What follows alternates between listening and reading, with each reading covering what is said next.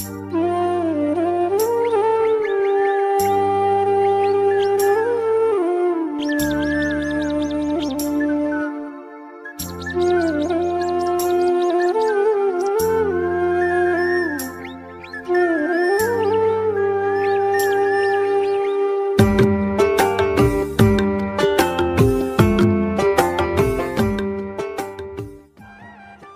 সকাল আমার দিদি ভাই বোনেরা, আশা করি সব সুস্থ আছো, ভালো আছো।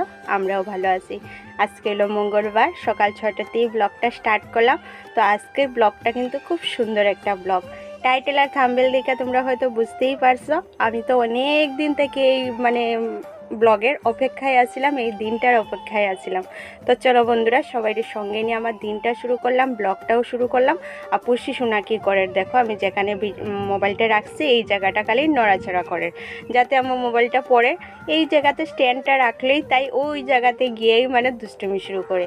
তো চলো বন্ধুরা, দুষ্টুমি পুষি শোনার দুষ্টুমি, আমার ফুল গাছের জল দেওয়া দিয়েই আমার দিনটা শুরু করলাম, ব্লগটাও শুরু করলাম।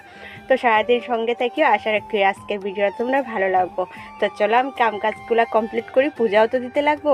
চলো তাড়াতাড়ি কাজ শেষ করি। আজকে হইল বৈশাখ মাসের প্রথম মঙ্গলবার। আমরা এইদিকে আর কি শ্বশুরবাড়িতে এইটা পাইছি, এটা মায়ের বাড়ি, এই নিয়মটা নাই।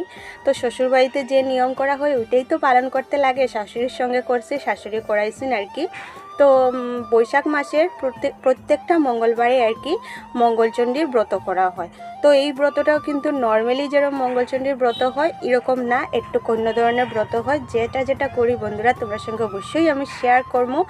আর মঙ্গলবার যতটা পরে আর কি বৈশাখ মাসের প্রত্যেকটা মঙ্গলবারই এই ব্রতটা করতে লাগে। তো সকাল থেকে আমি উপাসই আছি, কিচ্ছুই খাওয়া দাওয়া করছি না। রাতে শুধু রুটি খাইমো, ভাত টাত কিচ্ছুই খাইতাম না, লবণ দিয়ে কিচ্ছু খাইতাম না আর কি, পুরা উপাসটাই থাকবো। তো দেখো রান্না কিন্তু করছি আমি, কারণ হাজব্যান্ড তো খাইতে লাগবো। তো তার লেগে ভাত করছি, নিরামিষ সবজি করছি, যেগুলো তোমার সঙ্গে আমি আজকে আর শেয়ার করলাম না। তো তাড়াতাড়ি করিয়ে দেখো স্নান টান করিয়ে শাড়ি টাড়ি পরিয়ে নিলাম, কারণ ব্রত করছি তো একটু শাড়ি টাড়ি পরিয়েই তো পূজা দেওয়াটা ঠিক। আর এই ব্রত করতে না আমি খুব ভালো লাগছে। আমার শাশুড়ি মার সঙ্গে আমি 2বার করছি, এরপরে আরেকবার হয়েছে না, শাশুড়ি মার আসছিল, ওই যে কাল সোজা ছিল আর কি, এটা লেগে হয়েছে না। আর এই বছর আমি একলা নিজেই কর্ম আর কি। তবে আমার সবই মনে আছে, নিয়ম কারণ আমার জানা আছে। তো খুব উৎসাহের সাথে কিন্তু আমি এই পূজাটা শুরু করি। আর মায়ের বাড়িতে কালকে তো ফুল আনছি, কে লেগে এখন বুঝতেই পারলে। চলো ঠাকুরঘরে যাই, ঠাকুরঘরে যাওয়ার পর কথা কই।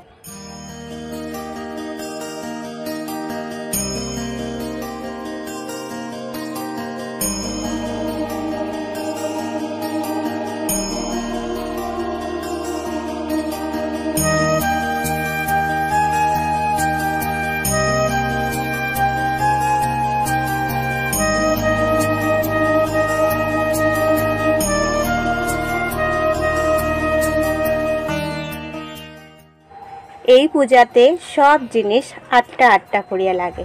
তো আমি সব ধরনের জিনিসই 8টা আনছি, ফুলও কিন্তু 8টা লাগে, সব কিছুই 8টা লাগে আর কি। তো ফুল আমি কিন্তু 8টা না, 8 জাত না, ফুল আমি 12-13 জাতের ফুল মায়ের বাড়ির থেকে আনছি। মায়ের বাড়ির তো ফুলের অভাব নাই, তোমরা জানোই। আর এখানে দেখো তুলসী পাতা, দুব্বা, তারপরে লাগে কচু পাতা। তো ওইগুলো সব কিছু আমি মায়ের বাড়ি থেকে কালকে ঠিকঠাক করিয়ে আনছি। তো যাই হোক, এখন পূজাটা দেওয়ার লাগে আর কি সব কিছু রেডি টেডি করিয়ে। এখানে দেখো সিঁদুর আমি সুন্দর করে গুলিয়ে, কারণ সিঁদুরটা এটার মধ্যে গুলা আসিল না আর কি, আসিল সব শুকাইয়া গেছে। তো এটার লেগে আমি আবার সিঁদুরটা সুন্দর করে দিলাম। হাত দিয়ে দেখো এখন ঘটের মধ্যে সুন্দর করিয়া মা মঙ্গলচণ্ডীর এটা আঁকমো। আর এটাতে আর কি সব কিছু 8টা লাগে, যেমন যা জিনিসই আর কি সব 8টা লাগে।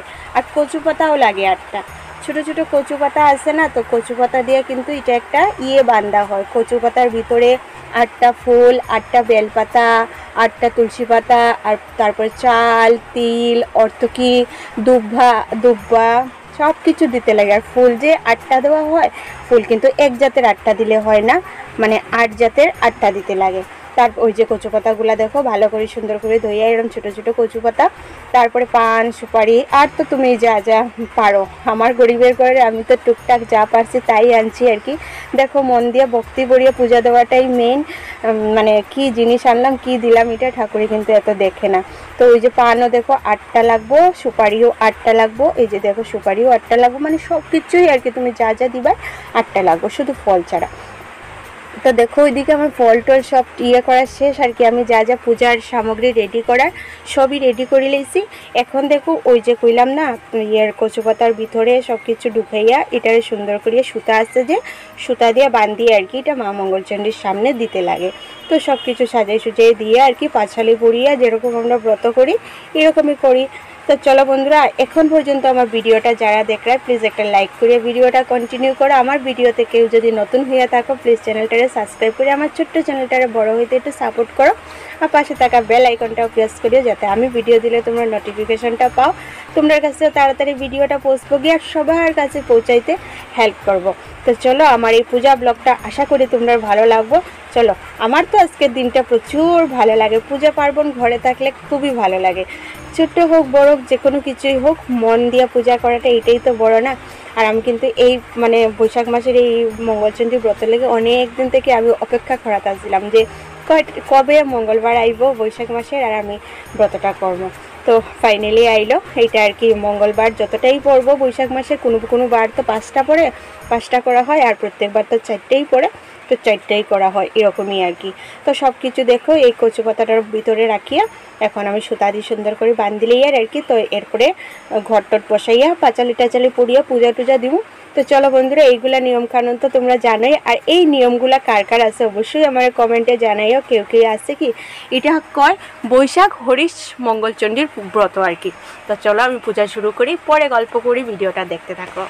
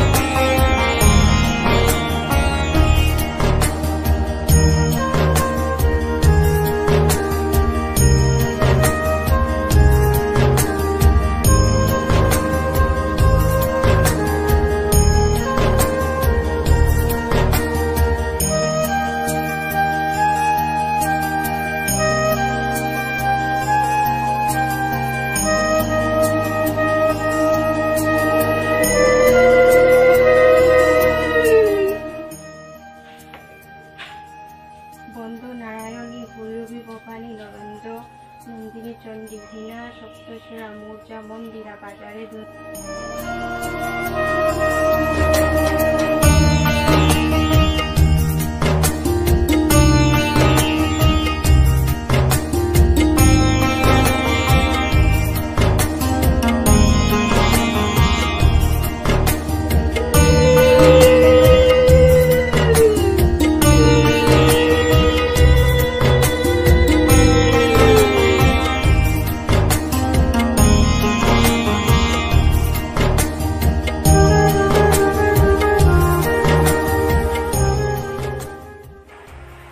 তো পূজা দেওয়া শেষ। পূজাতে আর কিছুই কথা কইলাম না, কি আর কথা কইতাম এগুলার মধ্যে কও।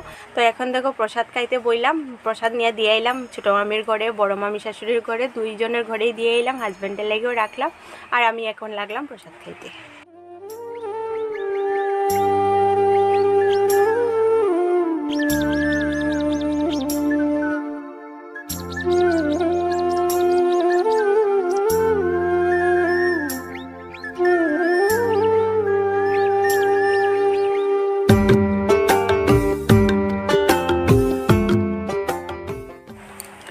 বিকালটা কত সুন্দর লাগে, দেখো প্রচুর সুন্দর লাগে। আর আজকে পূজা দিতে এত ভালো লাগছে, কিনারে বাসন্তী মায়ের পূজা হোর আর ঠাকুরের গান বাজের শুধু, আর খুব ভালো লাগছে পূজা দিতে। মনে হয়েছে যেমন আমার ঘরেই গান বাজের, আমি পূজা দিয়ার বুঝে গান টান বাজাইয়া।